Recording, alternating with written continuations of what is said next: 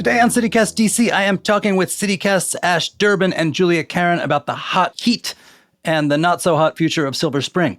Oh, and the Olympics are about to start. Julia is here to tell us which locals to root for.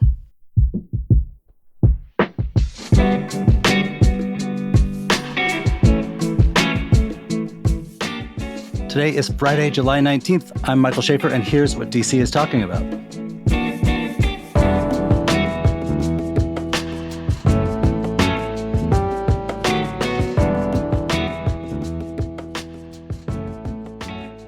Hey, Ash. Hello. Hello, Julia. What's up, Mike? What's up is the temperature. That's right. Hey. That's right. It's been hot. And for, I think, a lot of civilians, the effect of the heat is you stay inside, you're listless, and you make small talk with neighbors about how annoying the heat is. But there's actually a lot of physical effects on the city, on things other than just you sweating a lot. And this is something Ash has been reading a ton about. What's happening out there? A lot of strange things are happening due to the heat. We've broken records this week. So it's the first time since the Dust Bowl in the 1930s that we've topped 101 for 3 consecutive days. You said the first time since the Dust Bowl, and I saw that used in some other media too. Just to be clear, the Dust Bowl wasn't here. We're just thinking that was a moment in history that evokes temperatures. No, it wasn't. There wasn't a sudden dust wave in the 1930s in DC. But it's the first time since the 1930s that we've been above 100 for 3 straight days. Yeah, I don't know what was going on back then, but we're back and we're feeling it. It's because of the urban heat island effect, pretty much where cities get hotter because heat getting trapped by sidewalks and roofs and the lack of greenery in a lot of places. And if you want to learn more about the urban heat island effect, you can check it out in our Hey DC newsletter. Our newsletter editor, Kayla, wrote all about it, and you can check that out to learn more. But one of the crazy things that has happened due to this historic heat is metro rails are starting to bend in some places. That seems not good. Yes, I think it has been categorized as bad for sure. On some of the tracks, temperatures have topped 135 degrees. And because of that, the extreme heat can expand the rails. Rails outside of Crystal City bent on Monday just because of the heat. It's called a heat kink. Not the fun kind of heat kink, I'm assuming. Not the fun kind of hot kink. The one that perhaps could create some real issues. So pretty much these large chunks of straight metal turned into squiggly lines. What did Metro do about it? Is this something that you should be worried about as a passenger? So they limited the speed of the trains above ground to 35 miles per hour. So it kind of slowed everything down. They got on top of it. God bless whoever was out there in the 135 degree heat. But definitely slowed things down. So another crazy thing that's happening is fishers have been asked not to target certain types of fish in parts of Maryland because of the heat. Pretty much what's happening is the water is heating up, and certain fish, like the striped bass and trouts, can't swim too deep in the water where it's cold. And because of that, they're stuck in the hot water up top. And that is literally killing them. So we've been asked, if you catch one of those fish, put it right back. Dang.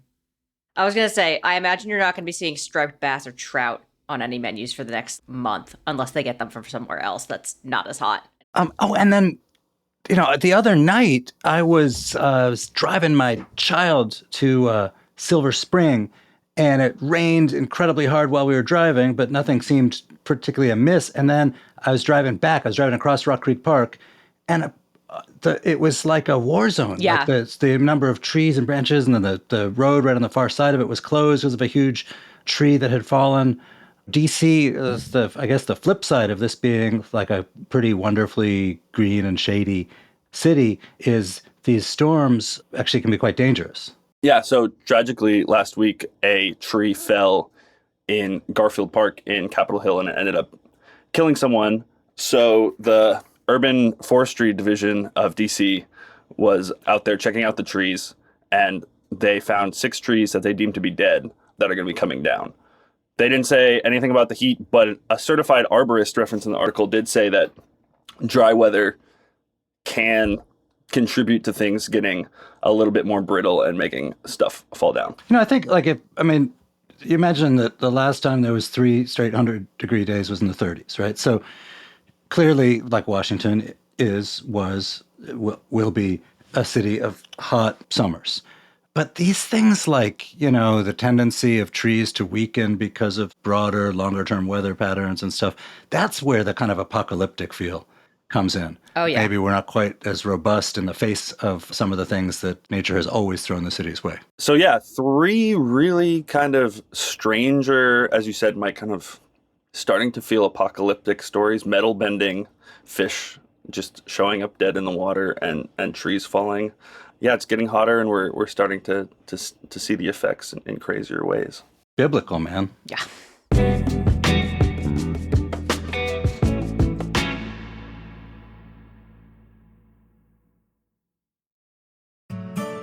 Let's be real, lawsuits are not fun, but with Paulson and Nace, at least they're a little easier.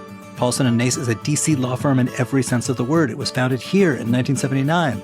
Partner Chris Nace is a local who cares deeply about the DC community, even serving on the board of the local branch of the Living Classrooms Foundation in his free time. Nace and his associates Samantha Peters and Maya Perry handle medical malpractice, wrongful death, and other complex injury cases. And they don't just settle every case. They'll go to court. They'll fight for you. Paulson and Nace has even been recognized as one of U.S. News' best law firms. So if you have been hurt or lost a loved one because of someone else's mistake or negligence, call Paulson and Nace for a no-obligation consultation. Visit www.paulsonandnace.com. That's PAULSONANDNACE.com. Or call 202-463-1999.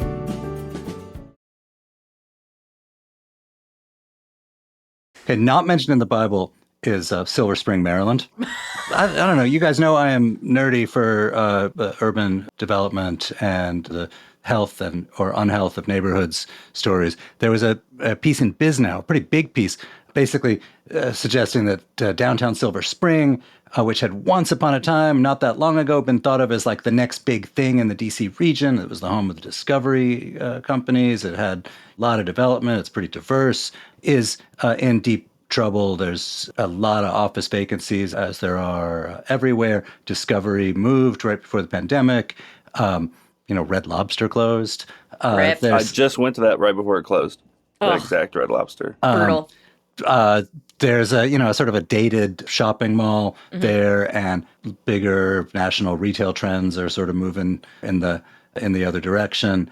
We talk a lot about the health of downtown DC, which is, sort of a uniquely vulnerable because it doesn't have much other than offices when we're talking about the kind of west side of downtown DC. And we've also, in the last few years, there's been these conversations about these inner suburbs, like, Alexandria, Silver Spring, Bethesda, et cetera, that are basically urbanizing, right? That there's like a core with huge amounts of office buildings and apartment residential, as well as houses, as well as retail and dining and so on. And the question in the inner burbs was always sort of, how do these folks, a lot of whom moved to the suburbs thinking, I'm going to get a shady street and easy parking, deal with this pretty massive change? But now we've got this other thing that I've not seen much mention of before, which is they too face the same economic vulnerabilities as downtowns. When those things fail, it becomes a vicious cycle. There's not been a major office building in Silver Spring in 20 years. They are now worried that a lot of their tenants for those buildings are federal offices. That obviously, federal workers are not all back to work. The consensus is the feds have too much office real estate, and they're going to get rid of some, particularly the stuff they don't own. So there's like a constellation of things messing with that area. And I think it's worth, even if you never visit Silver Spring, it's worth caring about because it's the same set of issues that are challenging, your own neighborhood. Yeah, one thing I thought was interesting in the article that they had mentioned, and I lived in Silver Spring actually for graduate school because it was closer to University of Maryland, and there was a free shuttle that went from UMD to Silver Spring. So one of the interesting things that I saw is that like a lot of these office buildings date from like 50 years ago. And they're losing them to places like Bethesda because they're just building more interesting and better office buildings. Like, can they do anything about that? Can they tear the buildings down or convert them or something? Sure. Generally, in the burbs, it's easier to do stuff than in the central DC because of various rules that we've talked about on our pod about architecture in Washington. I mean, look, buildings are not cars, right? They're not. You don't need to replace them every 10 years.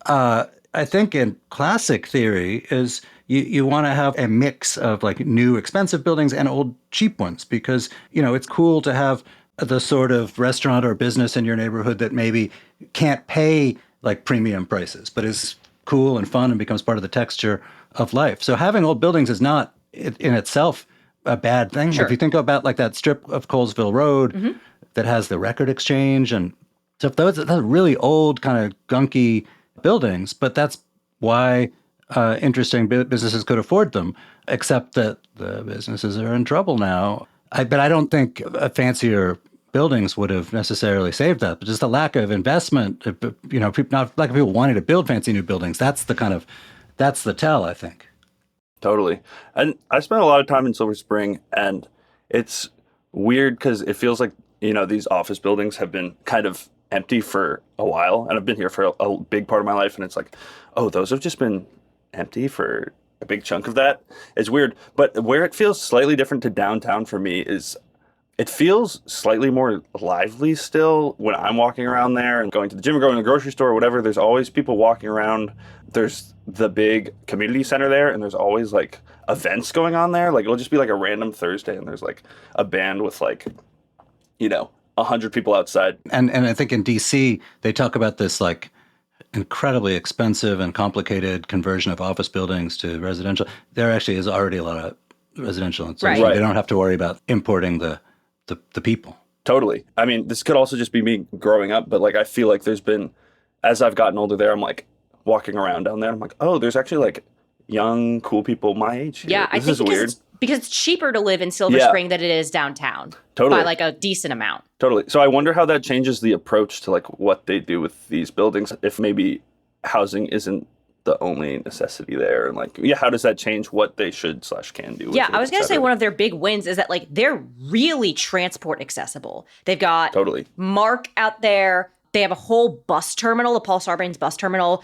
Metro is out there at the Red Line. And also, like, if the Purple Line ever exists, right, I will believe it when I'm standing on it. That is also there. So, like, it is a transit hub. So it's pretty accessible public transit-wise. And I wonder if investors are going to be like, oh, like, that's actually a huge win for this area. I wonder if we can build something around that, even with all the office space, et cetera. Well, right. So they've kind of, done a lot of things right, and especially the transit. I mean, look, there's like a railroad track down the middle of the old line out of Union Station that really bisects a huge amount of territory and creates like a wall. But they are working with good transit. They've got mixed income, mixed uses. These are all like considered to be things that cause a place to be vibrant. So there's this sort of mysterious, I don't know, maybe it's not mysterious, but this move at the high end away from wanting to build new stuff there. And you could clearly, like, companies that build buildings, they think 20 years from now, what's this going to look like? What is this transit going to do for the place? And then there's the problem in America with retail, which is, you buy your stuff on Amazon Right. now. And so anchoring your thing around a mall or whatever replaces malls, which was once like a sure thing, is kind of iffy now. Totally. Yeah. That feels like one of the last semblances of a mall, as it were, that weird one in downtown Silver Spring. Oh, yeah. I have definitely gotten food poisoning from one of the basement things before, but not going to say which one. So If you look, even there, if you look at it, what's that mall got? It's got a Marshalls, it's got a TJ Maxx, it's got which is to say things that cannot be replicated online. Right. The Totally. kind of casino feeling That's of a like great point, you're at actually. Marshalls and you're looking for the bargain. And I read that company, they will like intentionally stash some things where they're going to lose a lot of money on, like a great gem in there among the racks, because it's like, the person who wins the slot machine. It keeps you coming back and back and back. Oh, tell me if for there's sure. a Rolex hidden somewhere in that downtown Silver Spring Marshalls. Rolex might be a little bit of a stretch, man. Yeah. Hey, listen, I got a fancy Italian leather jacket that I wear all the time at a TJ Maxx for $30. So it can be done if you're really into that Maxxinista stuff. But I do wonder if Silver Spring, like, get some of those places to be like, okay, like, you know what? This is the way we build back. You're not wearing that $30 Italian leather jacket this week. Not in this heat. Are you kidding me? Lord.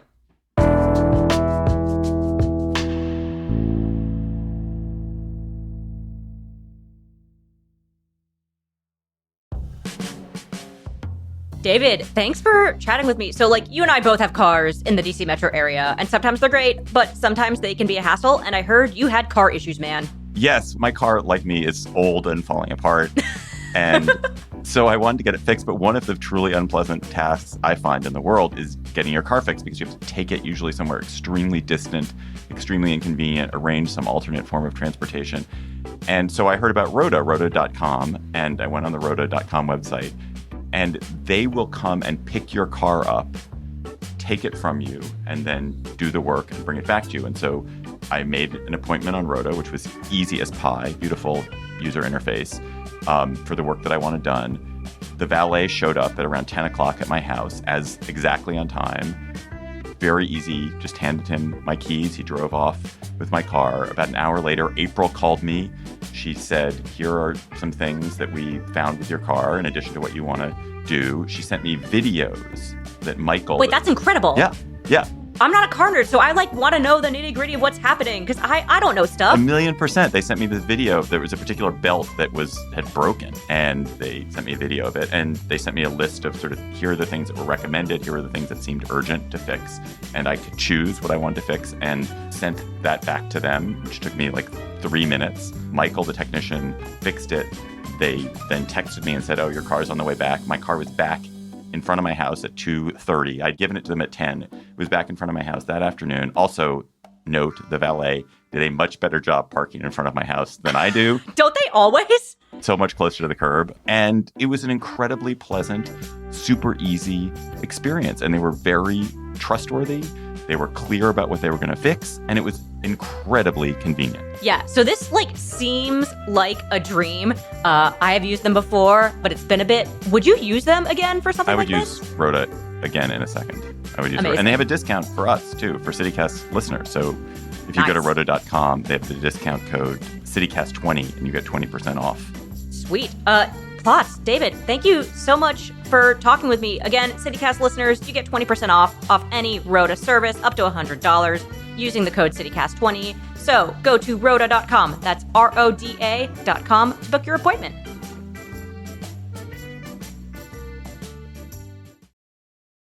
All right, so Julia, you're our designated sports expert. Yes. Slash somebody with basic sports knowledge, unlike me. And the Olympics are coming up. Yes. And who shall we cheer especially hard for? Okay, so there's kind of two categories of people that I have designated. There's the people that we might know in passing because either they've been to an Olympics before or they're already famous. And then people we don't know but are either at their first Olympics or they're there for a reason that is very impressive. So people we already know that are going. Katie Ledecky, who is the winningest. She's the most awarded. She was awarded the most medals of any women's swimmer in history. Wow. So she's pretty good at her sport. She holds the women's 800 meter and 1500 meter freestyle world records.